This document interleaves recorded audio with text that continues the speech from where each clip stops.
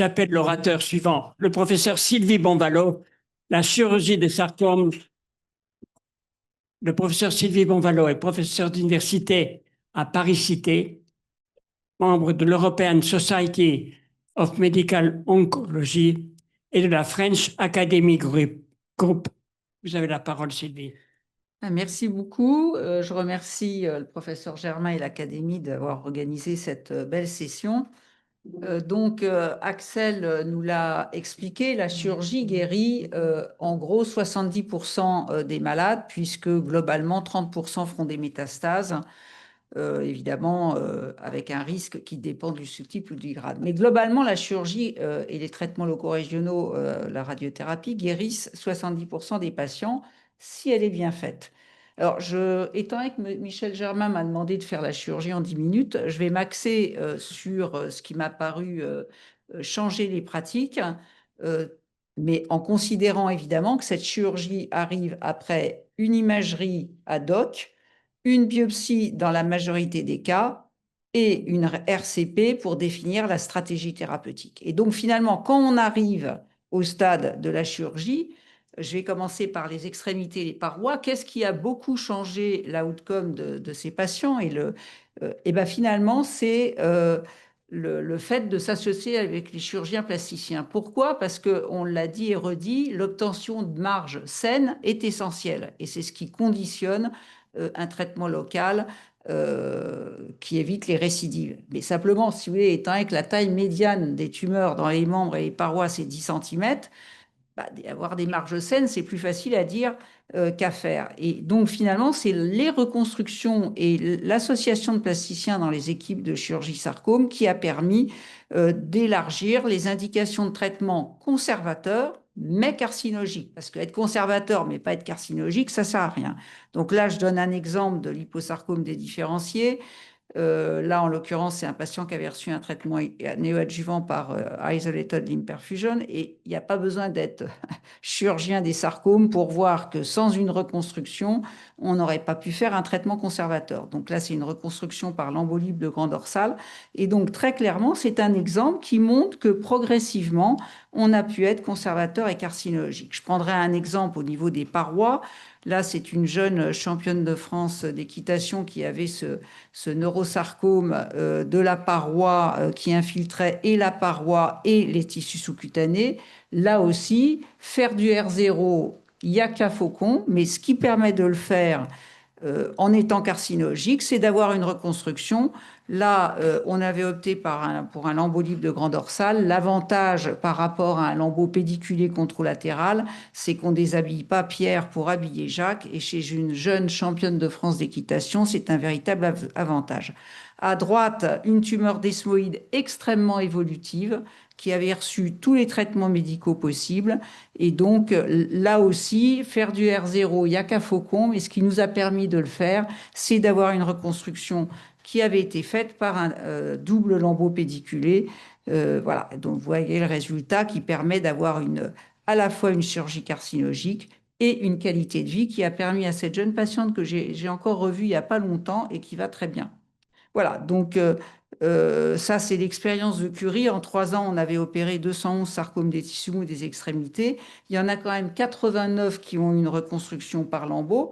Alors, vous voyez, à gauche, on avait indiqué ce qui aurait été fait sans ces reconstructions. Et vous voyez que sans reconstruction, 9 patients auraient été amputés en raison d'infiltrations vasculo-nerveuses associées à des infiltrations cutanées et 80 auraient eu des exérèses non carcinologiques. Et finalement, grâce au fait que le chirurgien qui fait l'exérèse n'était pas stressé par la fermeture, mais parce qu'il y avait un lambeau de reconstruction, finalement, on a pu être R0 dans la vaste majorité des cas. Et les quelques cas qui étaient R1, c'était soit parce que c'était du R1 programmé, on va en discuter après, sur des structures vasculo-nerveuses qu'on a gardées, soit parce que c'était des liposarcomes bien différenciés périphériques. Et dans ce cas-là, une chirurgie R1 est suffisante. Donc, très clairement, l'apport des plasticiens a été pivotal dans le côté carcinologique de nos exérèses et finalement l'amputation est devenue tout à fait exceptionnelle dans nos équipes. Et vous voyez, la morbidité est relativement faible. À Curie, là, on a eu que 5% de patients réopérés Et je dirais, c'est aussi parce que ce sont des chirurgiens plasticiens très expérimentés. Et puis l'autre paramètre, c'est que finalement, on a montré, ça c'est une étude canadienne sur plus de 2000 patients, c'est un centre canadien de Toronto qui fait beaucoup de sarcome périphérique. Et vous voyez le R1 programmé, c'est-à-dire finalement, on décide d'être marginal par point sur une structure qu'on veut conserver, comme un gros vaisseau majeur ou un nerf. Bah, le R1 programmé permet d'avoir évidemment un petit peu plus de rechute locale qu'un vrai R0, mais en tout cas, il est licite et tout le monde est d'accord maintenant pour dire que s'il y a un nerf majeur qui est à côté d'un sarcome, on le garde. On l'enlève que s'il est dedans. Voilà, donc ça c'était pour les sarcomes de membres. Je pense que vraiment, on ne peut plus avoir une équipe sarcome sans avoir des bons plasticiens avec qui on travaille. Je passerai ensuite aux sarcomes rétropéritonéaux. Et là, il y a deux études pivotales, deux études européennes, une française et une italienne. Alors, il n'y aura pas d'essai prospectif sur les sarcomes rétropéritonéaux, sur la chirurgie qu'il faut faire. Donc là, à gauche, vous avez l'enquête de l'Association française de chirurgie que j'avais eu l'honneur de coordonner. Et en fait, on avait comparé les patients qui avaient simplement eu une énucléation de la tumeur avec les patients qui avaient eu une chirurgie beaucoup plus large, dite compartimentale, on l'a dénommée comme ça, qui enlève le sarcome avec ce qui est à côté, mais non mutilant. On ne va pas enlever un nerf majeur ou un vaisseau majeur. Donc, en l'occurrence, ce qui était à côté, c'était le plus souvent le côlon, le rein à l'intérieur de la tumeur et les aponevroses musculaire en arrière. Et en fait, on a montré que le taux de rechute locale était 3 fois inférieur à une énucléation simple de la tumeur. Il n'y avait pas de raison que les sarcomes des tissus mous du rétropéritoine se comportent différemment des sarcomes des tissus mous des membres. Donc pourquoi on ferait large dans les membres et pas large dans le rétropéritoine? Alessandro Gronchi, qui est l'équipe italienne, a adopté la même stratégie. Lui, il a comparé les patients qui étaient opérés de manière simple, c'est-à-dire juste l'énucléation de la tumeur, c'est la courbe bleue, avec les patients qui avaient une chirurgie compartimentale, donc plus récent, et il a montré la même différence. Et donc, progressivement, dans les différents centres européens puis américains, ont été adoptés cette chirurgie dite compartimentale où on emporte la tumeur avec ce qui est à côté à partir du moment où c'est pas trop mutilant. Je le redis, on va pas enlever un vaisseau ou la tête du pancréas si elle est adjacente à la tumeur. Alors, ceci étant, progressivement, on a amélioré, vous voyez, ça avait été publié en 2009, on a amélioré nos connaissances sur la biologie des sarcomes et sur une enquête entre Paris, Londres et les Italiens, en fait, on a montré que la biologie de ces tumeurs rétropéritonéales n'avait rien à voir avec un risque de rechute locale qui concerne essentiellement les liposarcomes, alors que les leiomyosarcomes et les TFS, les Thierry fibrous tumeurs, rechutent localement très peu, alors qu'à l'inverse, les leiomyosarcomes ont un risque métastatique extrêmement élevé. Mais par contre, les liposarcomes, en particulier bien différenciés, ne rechutent pas sous forme de métastase. Et donc, ça, associé, alors on l'a confirmé ensuite dans une étude mondiale qui a fait exactement le même travail. Et donc, on a confirmé que les leiomyosarcomes rechutent surtout sur le plan métastatique, les liposarcomes surtout sur le plan local. Et parallèlement, il y a eu des études qui ont été faites sur l'étude d'infiltration des organes qui ont été réséqués de manière systématique. Étant donné que la chirurgie compartimentale s'est développée, il y a eu des études qui ont regardé est-ce que les organes qu'on enlève de manière systématique sont infiltrés sur le plan microscopique. Donc ça, c'est une étude italienne. Et en fait, vous voyez, surtout pour les liposarcomes, les organes qui ont été réséqués de manière systématique, c'est-à-dire qu'ils n'étaient pas infiltrés macroscopiquement, mais on les a enlevés parce qu'ils étaient à côté de la tumeur, bah, vous voyez, en particulier pour les liposarcomes, le taux d'infiltration microscopique est extrêmement élevé et justifie a posteriori qu'on ait fait ces chirurgies dites compartimentales. Alors, par contre, comme on l'a vu tout à l'heure, finalement, ça concerne essentiellement les liposarcomes qui ont un risque de rechute locale élevé et un risque d'infiltration des organes adjacents élevé, mais les leiomyosarcomes et les TFS ont un risque de rechute locale faible et pour les leiomyosarcomes, un risque de rechute métastatique élevé. Et donc, progressivement, les groupes internationaux qui travaillent sur les sarcomes rétropéritonéaux ont défini un standard de chirurgie qui est une chirurgie compartimentale pour les liposarcomes, et une chirurgie plus limitée pour les leiomyosarcomes et les TFS. Et donc ça, c'est quelque chose, là, le TARPS, Transatlantic Retroperitoneal Working Group, c'est notre société savante pour les sarcomes rétropéritonéaux. Maintenant, tout le monde est d'accord là-dessus. Je dirais, il n'y a plus beaucoup de discussions. Alors après, on s'est dit, est-ce qu'on peut améliorer les traitements, la qualité du traitement local pour ces sarcomes rétropéritonéaux? Et il est notable que ce soit les chirurgiens qui aient coordonné cette étude mondiale qui a évalué l'apport de la radiothérapie préopératoire dans les sarcomes rétropéritonéaux. Donc là, cette étude a comparé donc la chirurgie première, et seule d'ailleurs, pour les sarcomes rétropéritonéaux, et l'apport de la radiothérapie préopératoire à la dose de 50 gray. L'essai est globalement négatif. Par contre, dans une analyse post-hoc sur les liposarcomes, il y a quand même, comme on dit, un gros signal en faveur du liposarcome, avec un delta de rechute locale de l'ordre de 10%. Alors évidemment, l'essai randomisé comportait à peu près 250 patients et on a ajouté à ces patients les patients qui avaient été traités hors protocole sur la même période. On a appelé ça Strexit parce qu'il y avait le Brexit alors à l'époque. Et en fait, on a montré de manière un petit peu plus consistante sur le plan statistique que les patients qui peuvent bénéficier de cette radiothérapie préopératoire, c'est essentiellement les liposarcomes bien différenciés de grade 1 et les dédifférenciés de grade 2. Par contre, les liposarcomes de haut grade, dont on sait qu'il y a un risque métastatique là qui est élevé, et les leiomyosarcomes ne bénéficient pas de la radiothérapie préopératoire. Alors après, si vous voulez, le problème de ces radiothérapies préopératoires, c'est que c'est des volumes extrêmement importants, puisque la taille médiane, c'est 20 cm, c'est fréquemment beaucoup plus. Et donc, il y a beaucoup d'équipes qui finalement réservent cette radiothérapie préopératoire plutôt à des rechutes locales, parce que comme ça permet d'irradier la zone qui était à risque sur un plus petit volume. Et puis pour terminer, cette étude qu'on a fait avec NetSarc, spécifiquement sur les sarcomes rétropéritonéaux, et en fait, on a montré que la survie globale était très nettement améliorée, beaucoup plus qu'avec n'importe quel médicament. Un delta de survie globale à 3 ans de 20%. Et en plus, je pense qu'il est sous-estimé parce que le follow-up des patients qui n'étaient pas suivis dans NetSarc est moins bon. Et donc, si vous voulez, il y a des rechutes locales qui n'ont pas été enregistrées. Et donc, si vous voulez, ça souligne que la chirurgie initiale, parce qu'une fois que le patient a rechuté, c'est trop tard, doit être faite dans un centre expert qui a l'habitude de prendre en charge ces chirurgies multiviscérales. Voilà, et donc finalement, l'évolution, on va dire relativement récente de la stratégie de ces sarcomes rétropéritonéaux, on est passé d'une résection simple de la tumeur au concept de la chirurgie compartimentale qui s'est développée à la fois en Europe et aux États-Unis. On a montré qu'elle devait être faite en centre spécialisé.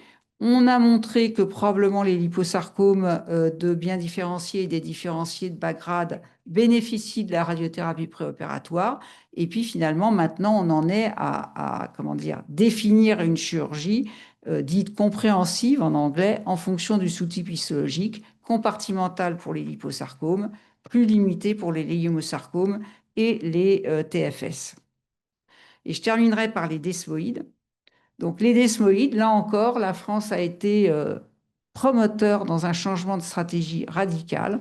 Avec Axel, on avait remarqué pour les tumeurs desmoïdes qui rechutaient et qui ne le relevaient que d'une amputation parce qu'il y avait des infiltrations vasculo-nerveuses majeures. Et on s'était aperçu quand on faisait rien, parce que le patient ne voulait pas être amputé, finalement, elle régressait. Alors avec Axel, on s'est dit, si ça régresse au moment des récidives, pourquoi ne pas proposer ça au moment de la tumeur initiale? Et donc, on s'est aperçu finalement que l'event-free survival des patients qu'on avait délibérément surveillés alors qu'ils étaient résécables était la même que les patients qui avaient été opérés de manière R0, avec des chirurgies souvent mutilantes, parce que la taille médiane des desmoïdes, c'était 6 cm. Et donc, qu'est-ce que ça voulait dire? Que finalement, il y avait tout un groupe de patients qui étaient surtraités avec des opérations qui étaient inutiles. Et là, vous en avez un exemple, la classique tumeur desmoïde de la paroi abdominale chez des femmes dont la médiane d'âge est 30 ans. Et donc, vous voyez, c'est un exemple de patient qu'on a surveillé délibérément après une microbiopsie. Et vous voyez, progressivement, en quelques années, la tumeur disparaît toute seule et ça évite une chirurgie qui aurait été mutilante parce que enlever la paroi abdominale, parce que là, on ne peut pas faire autre chose sur le plan chirurgical à une femme de 30 ans qui est susceptible d'être enceinte, c'est une grosse mutilation. Et c'est pareil pour les tumeurs mésentériques. Ça, c'est un collègue PU que j'ai vu il y a quelques temps à Curie qui avait cette masse mésentérique localement évoluée, dont la biopsie a montré que c'était bien une desmoïde avec la mutation caricaturale de la bêta-caténine. Et donc, comme il était peu symptomatique, on avait discuté d'une surveillance simple. Et vous voyez, la tumeur a régressé toute seule. C'est un patient que je suis encore, qui va très bien, qui a donc jamais reçu de traitement. Bon, s'il avait été un peu plus symptomatique, on aurait commencé par un traitement médical, mais en tout cas, ça montre bien que un certain nombre de ces tumeurs étaient donc surtraitées à l'époque où elles étaient réséquées de manière systématique. Alors, on a eu beaucoup de mal à mettre ça dans la tête, en particulier des collègues américains. Et la première fois que j'avais présenté l'étude que je vous ai montrée en premier, là, ils s'étaient tous levés en disant, vous opérez pas parce que vous savez pas opérer. Et finalement, ce qui a enfoncé le clou, c'est l'étude randomisée qui a évalué chez des patients évolutifs l'apport du sorafenib. C'était une étude en double aveugle, c'est-à-dire que le médecin et le patient ne savaient pas ce qu'ils recevaient jusqu'à ce qu'il y ait des effets secondaires. Et donc, ce qui est intéressant, c'est de regarder le groupe placebo que vous avez là. Et vous voyez, dans le groupe placebo, c'est-à-dire ceux qui ont reçu de l'eau, finalement, il y en a les 2 tiers qui ont régressé, dont 20% de réponses objectives. Donc, si vous voulez, ça a définitivement convaincu les résistants qu'on surtraitait la moitié des malades en les opérant de manière systématique. Et puis en 2024, 3 essais prospectifs qu'on avait conduits, dont un en France, où tous les patients, après avoir signé un consentement éclairé, étaient mis sous active surveillance. Et vous voyez, on a confirmé, donc il y a eu les 3 mêmes études en France, aux Pays-Bas et en Italie. On a confirmé que la moitié des malades avaient une maladie indolente. Et voilà. Et donc, finalement, on est passé dans les guidelines avant 2008 d'une chirurgie quand elle était possible, systématique, à maintenant, dans les guidelines, une, une surveillance active en première intention, de manière à ne traiter que les patients qui ont une maladie évolutive. Il ne faut pas oublier qu'il y a des patients qui ont une maladie évolutive. Je dois dire qu'on a presque trop persuadé les médecins en disant les patients sont non évolutifs. Attention, il y en a la moitié qui sont évolutives.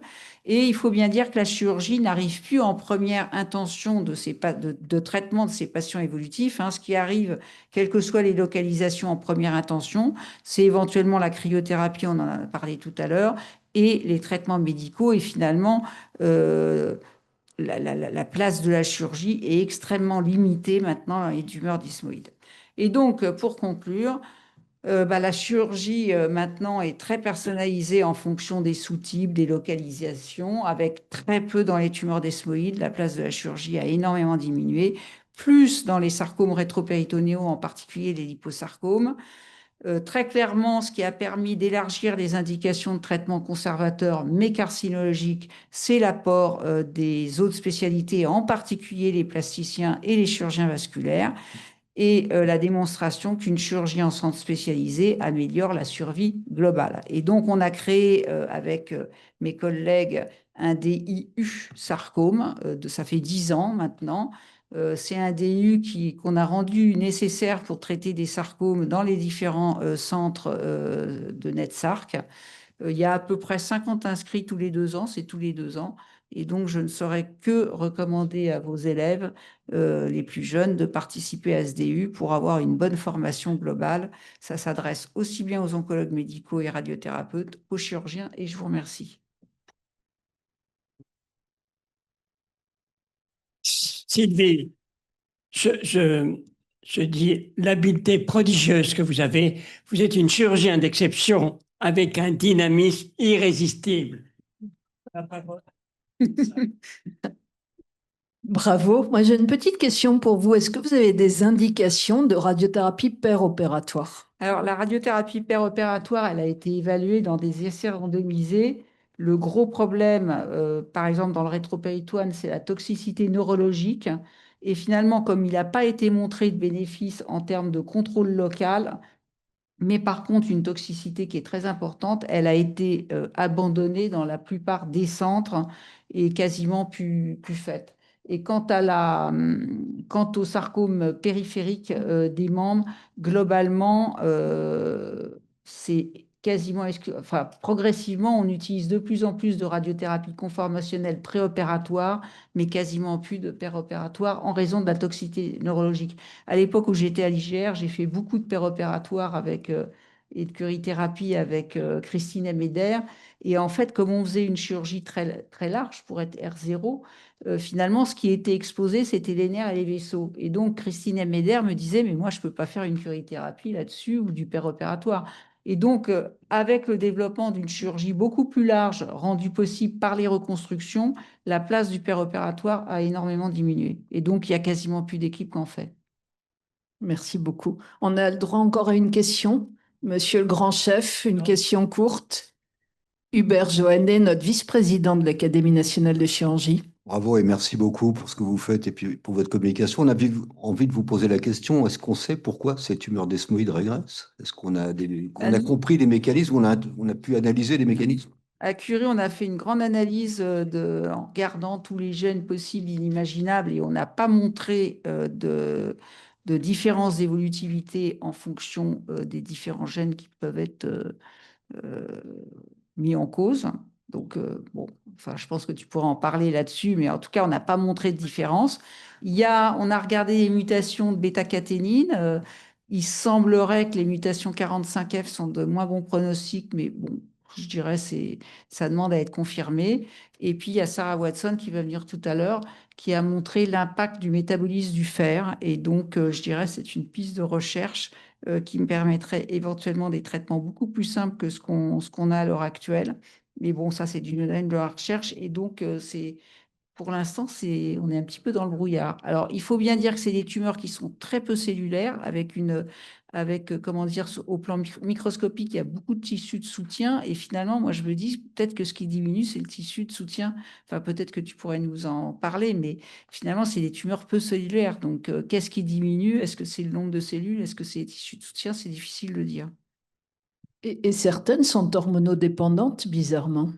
Oui, mais alors toute tumeur bien différenciée chez la femme est présente des récepteurs hormonaux. Donc, globalement, les traitements anti-hormonaux qui étaient à la mode il y a encore 20 ans, dans nos dernières guidelines, on les a supprimés parce qu'ils ont été évalués à une période où finalement, toute nouvelle desmoïde les recevait. Et donc, finalement, les taux de réponse sont simplement le reflet de l'évolution spontanée de ces tumeurs desmoïdes. Donc, en fait, dans les dernières guidelines, les traitements anti-hormonaux ont été supprimés, hein.